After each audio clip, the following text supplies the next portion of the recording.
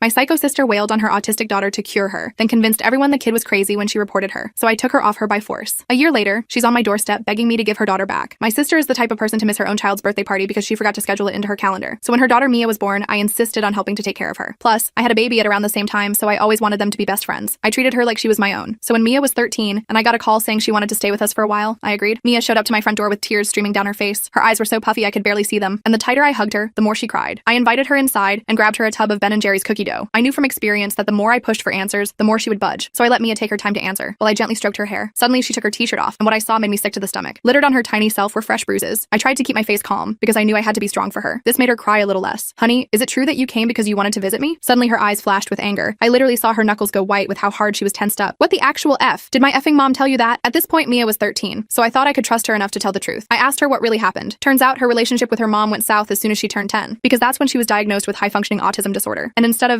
being a good parent and accepting her for who she is, her mom tried to beat it out of her. Mia told me that if her mom ever caught her stimming or trying to meditate to regulate her overstimulation, she would shout right in her ears. And recently she bought a speakerphone to amp up the autism healing. I felt myself choke up and sniffle to hold back the tears when she said that. In front of me was a kind and sweet girl that the world had been unkind to. I didn't know what to do, but one thing was for sure. There was no way she was going back to my sister's house. I promised she could stay as long as she wanted and handed her my phone so she could order noise-canceling headphones and a fidget cube of her choice. I could tell she appreciated it, because even through her tears, the corners of her lips moved slightly upwards. I had no idea this was the calm before the storm. At first, Mia was just quiet, staying in the guest room most of the time. I figured she was decompressing, so I gave her space. My own kids were a little confused about why their cousin wasn't talking to them like usual, but they didn't push it. Then, small things started to happen. My youngest, Timmy, came to me one day with a red mark on his arm. Mia pinched me, he whispered. I tried to talk to Mia about it, but she just stared at me with hollow eyes. I didn't do anything, so I convinced myself that it was a misunderstanding, but the incidents kept escalating. One night, I heard a scream from the bedroom. I rushed in to find Mia standing over my oldest daughter, Lily, who had a bloody nose. Mia was breathing heavily, while Matt looked up at me with terror in his eyes. I took her to the living room and tried to stay calm. What happened? She just shrugged, like she didn't even register what she'd done. I was caught between wanting to protect her and needing to keep my kids safe. The guilt was eating me alive. Over the next few weeks, Mia's behavior became more unpredictable. She would scream at the slightest noise, throw things when my kids laughed too loud, and once she pulled Timmy's hair so hard I had to pry her fingers off. I tried to be patient. I really did. But my kids were scared of their own home. One evening, after another meltdown where Mia threw my favorite vase at Lily and almost unalived her, I called my sister. I couldn't handle it anymore. I was desperate. She picked up straight away. What did she do now? When I explained everything, there was silence on the other end. Then she laughed. A sharp, cruel laugh. Of course she's acting crazy. She always has been. She gave herself those bruises. And that whole autism skit, she made it up for attention. I was stunned. Could I really have been that gullible? The doubt crept in like poison. The next morning, I sat Mia down. Your mom is coming to get you. I think it's best you go home. She didn't cry. She didn't yell. She just walked out the door with her backpack, looking more defeated than I'd ever seen anyone. I spent all night wondering if I had done the right thing. The next morning, I had my answer, because that's when I got the call. It was the police. Mia had been found after committing self-unalive. I immediately fell to the floor. My sister was evil, and I had left her in her clutches. I rushed to the hospital in a complete daze. I don't even remember the drive there. My husband stayed home with the kids, and I just kept repeating, fuck, fuck, fuck the entire way. The hospital parking lot was a blur. I think I might have parked illegally, but I didn't care. I just needed to see Mia. My hands trembled on the steering wheel, and I nearly tripped getting out of the car, my body moving faster than my brain could process. When I got to the reception desk, I could barely form words. Mia, my niece, sewer slide attempt, where is she? The woman at the desk looked at me with those practiced, sympathetic eyes that hospital staff have. She asked if I was immediate family, and I just nodded. No time for explanations. The fluorescent lights buzzed overhead, making my growing headache worse as I fidgeted impatiently, waiting for information. They directed me to the pediatric ICU on the 3rd floor. The elevator ride felt like it took years. The antiseptic smell made my stomach turn, and a janitor's cart blocked half the hallway, forcing me to squeeze past. When the doors finally opened, I saw my sister sitting in the waiting area, scrolling through her phone like she was waiting for a fucking oil change, not sitting outside her daughter's hospital room after a sewer slide attempt. I wanted to scream at her. I wanted to grab her by the throat and demand how she could sit there so calmly, but I didn't. I just walked past her without a word and went straight to the nurse's station to ask about Mia. My sister didn't even look up as I passed, her manicured nails tapping away at her screen. She's stabilized, the nurse told me, her voice gentle but clinical. She took a large amount of pills, but they pumped her stomach in time. She's sedated right now. The nurse, her name tag read Diane, had kind eyes that crinkled at the corners, the only warmth in this sterile environment. I asked if I could see her, and the nurse hesitated. She glanced over at my sister, who was now watching us with narrowed eyes. Only immediate family at this time, she said apologetically, shuffling some papers on her desk. My sister walked over, all fake concern now that someone was watching. I'll let you know when she wakes up, she said, her voice dripping with false sweetness. You should go home to your kids. She placed a hand on my arm that looked comforting to anyone watching, but felt like ice through my sleeve. I wasn't leaving. No fucking way. I planted myself in that waiting room and told her I'd stay all night if I had to. She shrugged and went back to her phone. We sat in silence for almost 2 hours, the only sounds the occasional beeping from beyond the double doors and the soft murmur of nurses changing shifts. I counted the ceiling tiles, read every outdated magazine, and memorized the fire evacuation plan posted by the exit before a doctor came out and said Mia was awake and could have visitors. My sister stood up immediately. I'd like her aunt to come too, she said, surprising me. They're close. The words sounded rehearsed, as if she'd calculated exactly how to appear like the perfect accommodating mother. The doctor nodded and led us both to Mia's room. I wasn't prepared for what I saw. Mia looked so small in that hospital bed, hooked up to monitors and an IV. Her face was pale, and her eyes were vacant. Her usually vibrant brown hair lay limp against the pillow, and her chapped lips were cracked with dehydration. When she saw me, though, something flickered there. Relief, maybe, or hope. When she saw her mother, that flicker died instantly. The doctor explained that Mia would need to stay for at least 72 hours for psychiatric evaluation, which was standard procedure for sewer slide attempts. My sister nodded along like this was all routine, like her daughter hadn't just tried to end her life because of her. She even took notes in her phone, as if this were a business meeting. When the doctor doctor left, my sister immediately started in on Mia. What were you thinking? She hissed, keeping her voice low. Do you know how embarrassing this is? Everyone's going to think I'm a terrible mother now. Her perfectly applied makeup couldn't hide the cold fury in her eyes. I couldn't believe what I was hearing. Are you fucking kidding me right now? I snapped. Your daughter just tried to cull herself and you're worried about how it makes you look? My voice echoed off the sterile walls, and I noticed Mia flinch at the sudden noise. My sister turned to me with ice in her eyes. You don't know anything about our situation. You've always thought you know better, haven't you? Always trying to take her from me. Her words were razor sharp, practiced barbs she'd clearly used before. Before I could respond, a nurse came in to check Mia's vitals. My sister immediately switched to concerned mother mode, asking questions about Mia's care and recovery. The performance was sickening. She even had tears ready, dabbing at the corners of her eyes with a tissue she produced from her designer purse. When the nurse left, Mia spoke for the first time. Her voice was raspy and weak, like sandpaper on metal. I want to go home with Aunt, she said, not looking at either of us. Her fingers picked nervously at a loose thread on the thin hospital blanket. My sister laughed that same cruel laugh I'd heard on the phone. That's not happening. Your aunt doesn't want you. She sent you back, remember? She said it with such casual cruelty, like reminding someone they'd forgotten to buy milk. I saw Mia flinch like she'd been slapped. I couldn't take it anymore. Mia, I'm so sorry, I said, moving closer to her bed. I made a terrible mistake. I should have believed you. I should have protected you. I reached for her hand, but she pulled away slightly, her trust in me clearly broken. My sister grabbed my arm and pulled me toward the door. We need to talk outside, she said through gritted teeth. Her nails dug into my skin hard enough to leave marks. Once we were in the hallway, she dropped the act completely. Listen to me, she said, her voice low and threatening. Mia is my daughter. Mine. Not yours. She's manipulating you, just like she manipulates everyone. She's sick in the head, and I'm the only one who knows how to handle her. Spittle formed at the corners of her mouth as she spoke, her perfect composure slipping. I stood my ground. She tried to cull herself because of you, I said. I'm not letting her go back to that. I could feel my heart pounding in my chest, adrenaline coursing through me. My sister's face hardened. You have no choice. I'm her legal guardian, and if you try to interfere, I'll make sure you never see her again. I'll tell everyone you've been filling her head with ideas, encouraging her behavior. Who do you think they'll believe? The mother or the aunt who's always been jealous of me? Her smile was venomous, confident in her power. She had a point, and she knew it. I had no legal right to Mia, but I wasn't giving up. I went back into the room while my sister stepped away to talk to the doctor. Mia was staring at the ceiling, tears silently streaming down her face, creating dark spots on her pillow. Mia, I said softly, taking her hand. I believe you. About everything. The abuse, the autism, all of it. I'm so sorry I didn't believe you before. My voice cracked with emotion, the weight of my failure crushing me. She turned to look at me, her eyes full of pain. You sent me back, she whispered. Each word fell like a stone between us. Those 3 words felt like a knife to my heart. I know, I said, my voice breaking, and I will never forgive myself for that. But I promise you, I'm going to fix this. I'm going to get you out of there. I just need time. I squeezed her hand gently, willing her to believe me. She didn't respond, just turned her face away from me. I couldn't blame her. Why should she trust me now? The steady beep of her heart monitor filled the silence between us. The next 3 days were a nightmare. I visited the hospital every day, but my sister was always there, watching our every interaction like a hawk. Mia barely spoke. The psychiatric evaluation determined that she was at risk and recommended outpatient therapy. No shit, she was at risk. She was living with her abuser. I wanted to scream this at every doctor and nurse I saw, but my sister's threats kept me in check. When it was time for Mia to be discharged, I tried one last desperate attempt to convince the hospital staff that sending her home with my sister was dangerous. I told them about the abuse, the bruises, everything Mia had told me. They said they'd note my concerns, but without evidence or Mia speaking up herself, there wasn't much they could do. The social worker looked genuinely sympathetic, but explained that their hands were tied legally. I watched helplessly as my sister led Mia out of the hospital. Mia looked back at me once, her eyes pleading before they disappeared through the automatic doors. The sound of those doors hissing shut behind them felt like a death sentence. I cried the entire drive home. My vision blurred so badly at one point that I had to pull over, sobbing into my steering wheel on the shoulder of the highway while cars rushed past. When I got there, my husband took one look at my face and just held me while I sobbed. I told him everything, the abuse, my sister's threats, how I'd failed Mia. He listened without interrupting, then said, we need a plan. His calm determination was the anchor I desperately needed. We spent the next few days researching child protective services, legal guardianship, documentation of abuse. I called Mia several times, but my sister always answered her phone, saying Mia was resting or not feeling well enough to talk. Each excuse was delivered with barely concealed satisfaction. I was going crazy with worry when, 5 days after Mia was discharged, I got a text from an unknown number. It's Mia, using friend's phone. Mom took mine. Please help. My heart leaped into my throat when I saw her name. I immediately texted back asking where she was and if she was safe. She said she was at school but would be home soon. Her mom had been worse since the hospital, watching her every move, screaming at her for the smallest things, threatening to send her to a special school for problem kids if she didn't act normal. Each message made my stomach knot tighter with fear for her. I told her to hang in there, that I was working on a plan. I asked if she could document the abuse somehow. Pictures, recordings, anything. She said she'd try but was scared of getting caught. The thought of what might happen if my sister discovered her documenting the abuse made me feel physically ill. 2 days later, I got another text from the same number. Check mail tomorrow. That was it. No explanation. I barely slept that night, wondering what Mia had managed to send. The next day, I practically attacked the mailman when he came. Among the bills and junk mail was a small padded envelope addressed to me in unfamiliar handwriting. Inside was a USB drive and a note that simply said, password, Bluebird 1910. My hands shook as I held the tiny device, knowing it might be our only chance to help Mia. I plugged the drive into my laptop immediately. It was password protected just like the note said. When I entered Bluebird 1910, it opened to reveal dozens of files, audio recordings, photos, and a Word document titled Read First. The organization was meticulous, showing a level of planning that broke my heart. The document was a letter from Mia, explaining that she'd been secretly recording her mom's outbursts for months. She'd hidden an old phone in her room that my sister didn't know about. The photos showed bruises on her arms, legs, and back, each labeled with dates. Some were faded yellow, others vivid purple, forming distinct finger marks. Some of the audio files had descriptions. Mom screaming about stimming, mom threatening special school, mom telling me I'm faking autism. I felt sick as I clicked through everything. The recordings were worse than I could have imagined. My sister's voice, distorted with rage, screaming things like, stop that fucking hand flapping or I'll break your fingers, and no one will ever love you if you keep acting like a R word. I had to stop listening several times because I was shaking so badly. In one recording, I could hear Mia crying softly in the background, trying to muffle the sound while my sister ranted about how embarrassing it was to have a daughter who acted like a freak. The most recent recording was from just after the hospital. My sister could be heard saying, if you ever try that sewer slide bullshit again, I'll make sure they lock you up in a real psych ward, one where they use restraints and shock therapy. Her voice was eerily calm, which somehow made the threat even more terrifying. I was literally sick to my stomach. I barely made it to the bathroom before throwing up, heaving until there was nothing left but bile. This was my sister, my own flesh and blood. How could she be this monster? The woman who had shared my childhood bedroom, who had once comforted me after nightmares, was now the source of her own daughter's terror. I copied everything to my computer, then made another copy on a different drive, just to be safe. I called my husband at work and told him to come home early. We needed to make decisions, fast. The urgency in my voice must have conveyed the seriousness because he said he'd leave immediately, no questions asked. When he got home, we sat down and went through all the evidence together. It was overwhelming. There was no question now. Mia needed to be removed from that house immediately. The bruises alone were damning, but the audio recordings were undeniable proof of emotional and physical abuse. We should go to the police, my husband said, his face grim as we listened to my sister threatening to slap the autism out of Mia. I hesitated. What if they don't do anything? What if they talk to my sister and she convinces them Mia is making it all up? She could destroy the evidence, make things even worse for Mia. My mind raced with worst-case scenarios, each more terrifying than the last. We debated back and forth for hours. Finally, we decided on a two-pronged approach. I would contact CPS with copies of the evidence and simultaneously consult with a family lawyer about getting emergency temporary guardianship. My husband made coffee as I organized the files, preparing them to be shared with authorities. The next morning, I called in sick to work and spent the day making calls. The CPS worker I spoke to sounded concerned but warned me that the process could take time. The lawyer was more encouraging, saying the audio recordings were compelling evidence that could support an emergency order. I felt a glimmer of hope for the first time in days. I was on the phone with the lawyer when I got another text from Mia's friend's phone. 911. Mom found out. Freaking out. Locked in bathroom. The message hit me like a physical blow. My heart stopped. I told the lawyer I'd call back and immediately dialed 911. I explained the situation. My niece was in danger. Her mother was abusive. She was currently hiding in the bathroom. They said they'd send officers right away and took down my sister's address. The dispatcher tried to keep me on the line, but I couldn't wait. I grabbed my keys and raced to my car. The drive to my sister's house was the longest 20 minutes of my life. Every red light felt like torture. I ran one completely, narrowly missing a collision with a delivery truck. When I pulled up, there were already 2 police cars in the driveway. I ran to the front door, which was open. Inside, I could hear shouting. I found everyone in the upstairs hallway. My sister was screaming at a closed bathroom door while 2 officers tried to calm her down. Her face was contorted with rage, her perfect appearance completely undone. When she saw me, she went ballistic. "You!" she shrieked. "You put her up to this, didn't you? You've always wanted to take her from me." She lunged toward me, but one of the officers caught her arm. One of the officers stepped between us. "Ma'am, please calm down," he said to my sister. Then he turned to me. "And you are?" His hand rested on his belt, near his taser. "I'm her sister," I said, pointing at my sister. "Mia's aunt. I'm the one who called 911. My voice was steadier than I felt, adrenaline keeping me focused. The other officer was knocking on the bathroom door. "Mia, it's the police. You're safe now. Can you open the door?" His voice was gentle but authoritative. There was silence, then the sound of the lock turning. The door opened slightly, and I could see Mia's terrified face peeking out. Her cheek was red, the beginning of a bruise forming. When she saw me, she flung the door open and ran straight into my arms, sobbing. She clung to me like I was a life raft in a storm, her whole body trembling. My sister lunged toward us, but the officers held her back. "She's lying!" my sister screamed. "She makes things up for attention. She hurts herself and blames me." Spittle flew from her mouth as she struggled against the officer's grip. I held Mia tightly as she trembled against me. "I have evidence," I told the officers. "Audio recordings, photos, everything. She's been abusing Mia for years." I could feel Mia's heart racing against my chest. The next few hours were a blur of statements and questions. The officers separated us, Mia and me in the living room, my sister in the kitchen with the other officer. Mia showed them the bruises on her arms, fresh ones from that day when my sister had grabbed her after discovering she'd been recording her. The officer photographed each mark, his face growing grimmer with each shot. I explained about the USB drive, the sewer slide attempt, everything. One of the officers made a call, and soon a woman from CPS arrived. More questions, more statements. Mia was incredibly brave, answering everything clearly despite her obvious fear. She spoke quietly but firmly, no longer hiding the truth. Finally, the CPS worker pulled me aside. "We're going to remove Mia from the home temporarily," she said. "Given the evidence and the immediate safety concerns, we believe it's in her best interest. Would you be willing to take her?" Her clipboard was filled with notes, and she looked at me with cautious hope. "Absolutely," I said without hesitation. "That's all I want." Relief flooded through me so intensely that my knees felt weak. My sister was still in the kitchen, now sitting silently at the table while an officer watched her. The CPS worker went in to speak with her. I couldn't hear what was said, but my sister's face went from angry to shocked to defeated in the span of minutes. Her perfect mask had finally cracked completely. When the CPS worker came back, she explained that my sister had agreed to a temporary voluntary placement with me while the investigation proceeded. It wasn't a permanent solution, but it would keep Mia safe for now. The alternative was emergency foster care, and even my sister couldn't argue that was better for Mia's image. They gave us 15 minutes for Mia to pack some essentials. I helped her gather clothes, medications, and a few personal items. She moved mechanically, as if in shock, carefully selecting items that clearly had special meaning. A worn stuffed rabbit, a journal hidden under her mattress, a small box of trinkets from her desk drawer. My sister watched from the doorway, her eyes cold. As we were leaving, she grabbed my arm. "This isn't over," she hissed. "She'll show her true colors eventually, and you'll see I was right." Her nails dug into my skin again, but I barely felt it. I pulled my arm away. "Get help," I told her. "Seriously, there's something wrong with you." I meant it sincerely, despite my anger. The person my sister had become was unrecognizable to me. The drive home was quiet. Mia stared out the window, clutching her backpack. I wanted to say something comforting, but what could I possibly say that would make any of this better? The weight of everything that had happened hung between us. Finally, I just said, "I'm so sorry, Mia, for everything, for not believing you, for sending you back there. I will never forgive myself for that." My voice cracked with emotion. She turned to look at me, her eyes red from crying. "You came back for me," she said softly. "That's what matters." Her hand reached out tentatively and rested on mine for just a moment. When we got home, my husband had already prepared the guest room. Fresh sheets, clean towels, a new set of pajamas. My kids were confused and a little scared, but they were kind to Mia, giving her space but letting her know they were there. My youngest offered her favorite stuffed animal for comfort, a gesture that brought the first real smile to Mia's face. That night, after everyone else was asleep, I sat in the kitchen with a glass of wine, trying to process everything that had happened. The house was quiet, except for the occasional creak of settling wood and the distant hum of the refrigerator. My phone buzzed with a text from my sister. "You'll regret this." Classic her, still threatening even when cornered. I didn't respond. Instead, I went to check on Mia. She was asleep, curled up tightly under the blankets. For the first time in weeks, she looked peaceful. I gently closed her door and went back to the kitchen. I knew this was just the beginning. There would be court dates, interviews, evaluations. My sister wouldn't give up without a fight. But looking at that text, I felt something I I hadn't felt in a long time. Certainty. I was doing the right thing, finally. The next morning, I woke up early and made pancakes, Mia's favorite. She came downstairs looking hesitant, like she wasn't sure if she was really welcome. I pulled out a chair for her at the table. "Welcome home," I said, placing a stack of pancakes in front of her. For real this time. She gave me a small smile, the first genuine smile I'd seen from her in weeks. It wasn't much, but it was a start, and for now, that was enough. The next few days were a weird mix of peaceful and tense. Mia started to settle in, but she was still jumpy as hell. Every time my phone rang, she'd freeze up like a deer in headlights, thinking it was my sister calling to drag her back. I tried to reassure her, but honestly, I was nervous too. My sister wasn't the type to just give up and walk away. 3 days after Mia moved in, I got a package in the mail. No return address, just my name scrawled in unfamiliar handwriting. I opened it carefully, half expecting something nasty. Inside was a journal, Mia's journal. There was a note attached that said, "If anything happens to me, tell the truth." My blood ran cold. Mia had mailed this before her sewer slide attempt, like she was preparing for the worst. I didn't want to invade her privacy, but the note made it clear she wanted me to read it. So after the kids went to bed that night, I sat down with a glass of wine and opened it up. Holy shit. Page after page of documented abuse. Dates, times, what my sister had said and done. Mia had even drawn little diagrams of where bruises were on her body, with notes about how she got them. Mom grabbed arm when I was humming. Mom pushed me into doorframe for looking weird. It was effing methodical, like something a detective would put together. The most chilling part was a page where she'd written down my sister's iCloud password. Next to it, she wrote proof in her account, voice memos, texts to her friend Vanessa about me. This kid was smart. She knew no one would believe her without evidence, so she'd found a way to get it. My hands were shaking as I grabbed my laptop. I hesitated for a second. Was I really about to hack into my sister's account? But then I remembered Mia's face in that hospital bed, and I typed in the password without another thought. What I found made me physically sick. There were voice recordings my sister had made of herself mocking Mia for acting disabled. In one, she was threatening Mia, saying she'd break every bone in your body if you don't stop this autism bullshit. There were texts to her friend bragging about how she'd slapped Mia good to knock the weird out of her. The worst was a video in her recently deleted folder. She was screaming at Mia for humming. Then you could hear a slap and the phone falling. Mia's crying afterward was something I'll never forget. I copied everything to my computer, then to a USB drive, then emailed it all to myself. No way was I risking losing this evidence. I was so angry I could barely see straight. I wanted to drive to my sister's house and hit the crap out of her. Instead, I called her. She picked up on the first ring, like she'd been waiting for me to break. "What do you want?" she asked, sounding bored. "Why didn't you tell me about Mia's mental health issues?" I asked, trying to keep my voice steady. I needed to play this smart. "What? The autism thing?" She laughed. "I told you that's just for attention. All Mia ever needed was a firm hand." She sounded so casual, like we were discussing the weather instead of her abusing her child. "I found Mia's journal," I said quietly. There was a long silence. Then, "You went through her things? That's illegal, you know." Her voice had changed, gotten colder. The threat was quiet but clear. "I also found the recordings, the texts, the videos." I let that sink in. Another silence, longer this time. "You're bluffing," she finally said, but I could hear the uncertainty. "I have copies of everything, Sarah. Everything." I hung up before she could respond. I didn't go to the police right away. I knew how people like my sister operated. She'd twist things, make herself the victim somehow. Instead, I started small. I called our cousin Greg the next day, casually mentioning some concerns I had about how Sarah treated Mia. He was skeptical at first, but then admitted he'd stopped visiting because he once heard Sarah yelling at Mia so loudly it made him uncomfortable. "She was screaming right in the kid's face," he said, "over something stupid, like Mia tapping her fingers on the table. It felt wrong." Next, I talked to our Aunt Diana, who said she'd noticed Mia was always nervous and flinching around Sarah. Little by little, I started building a network of family members who had seen glimpses of the truth. It didn't take long for Sarah to catch wind of what I was doing. She started her own campaign, telling family members I was mentally unstable, that I was so grief-stricken over Mia's sewer slide attempt that I'd become delusional. She sent texts saying I was trying to ruin her out of jealousy, and that Mia was always dramatic. The next day, she showed up at my front door with a fake smile plastered on her face. "I think we should start over," she said sweetly, "for Mia's sake." I shut the door in her face. While all this was happening, I was digging deeper. I checked Mia's school records and found out she'd been suspended twice in the last year for screaming fits and aggression. No one had called me despite being listed as an emergency contact. I called the school pretending to need clarification on my contact info and discovered it had been manually removed by Sarah. The secretary sounded confused, saying, "That's odd. It was definitely in the system before." The biggest bombshell came when I was going through some papers Mia had brought with her. I found documents showing Sarah had been receiving government disability payments for Mia's autism diagnosis, the same diagnosis she claimed Mia was faking. She'd been getting almost $800 a month for over 2 years, money that Mia never saw a penny of. I started keeping detailed notes of everything I discovered, screenshots, dates, names of people I'd talked to. I wasn't just building a case for the police anymore. I was building one for our entire family, for the school, for every system Sarah had manipulated. The CPS investigation was moving slowly. They interviewed Mia multiple times, and each time she came home exhausted and withdrawn. The social worker, a woman named Amber, seemed genuinely concerned but kept reminding me that the process takes time. "We have to be thorough," she explained, "especially in cases where one parent is accusing the other of fabricating abuse." I wanted to scream that Sarah wasn't even denying the abuse anymore. She was justifying it. 2 weeks after Mia came to live with us, our family held a small gathering to honor Mia's recovery. It was my mom's idea. She thought it would help Mia feel supported. I was nervous about it, but Mia seemed to want to go. Sarah was there, of course. She wouldn't miss a chance to control the narrative. Halfway through the gathering, Sarah stood up to give a speech. She talked about how she had always done her best as a single mother and how Mia struggled with reality sometimes. She even had the nerve to cry, dabbing at her eyes with a tissue while everyone looked on sympathetically. I couldn't take it anymore. Without saying a word, I pulled out my phone, connected it to the Bluetooth speaker, and played one of the recordings. Sarah's voice filled the room, screaming at Mia, "You disgusting little freak! No one will ever love you if you keep acting like this." The silence afterward was deafening. My mom's hand flew to her mouth. My Uncle Kyle dropped his drink. Sarah stood frozen, her mouth open mid-sentence. The fallout was immediate. My cousin Isabella got up and walked out without a word. My Aunt Diana followed, giving Sarah a look of pure disgust as she passed. My parents stayed, but my dad couldn't even look at Sarah. He just stared at the floor, his face ashen. Sarah tried to do damage control, claiming the recording was taken out of context or manipulated somehow. No one believed her. The cracks in her perfect image were spreading too fast. The next day, my parents called in tears, apologizing for not seeing what was happening. "We should have known." My mom sobbed. "We should have protected Mia." I didn't disagree, but I also knew Sarah had fooled everyone for years. She was that good at hiding her true self. Over the next few weeks, Sarah's carefully constructed life began to unravel. She lost her teaching job after parents complained about having an alleged child abuser around their kids. She was kicked out of her fancy parenting group. Someone even threw eggs at her car. But the most significant significant change was that she'd lost control of the narrative. People weren't buying her perfect mother act anymore. She called me one night sobbing hysterically. "You have to take it all down," she begged. "You're ruining my life."